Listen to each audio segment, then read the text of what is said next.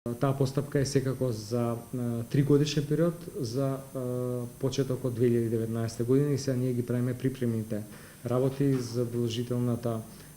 задолжителните областувања од самите јавноздравствени установи, за што обично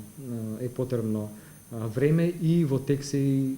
консултации со Сдруженијето на биохимичари, заради тоа што работиме на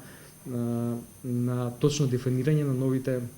концепти кои што сакаме со овој постапка да ги имплементираме. А тоа се значено рационализирање на бројот на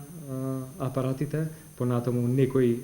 разговори врз основа на искуството кои што биохимичарите ги имаат за тоа како да се распределат тие апарати за биохемија, а све со цел да се значено рационализира целиот систем, да оствариме голема заштеда пред се во однос на сервисот, одржувањето и бројот на апаратите за кои што сега сметаме дека е огромен во нашата земја и дека нема потреба да се трошат толку средства и за реагенси и за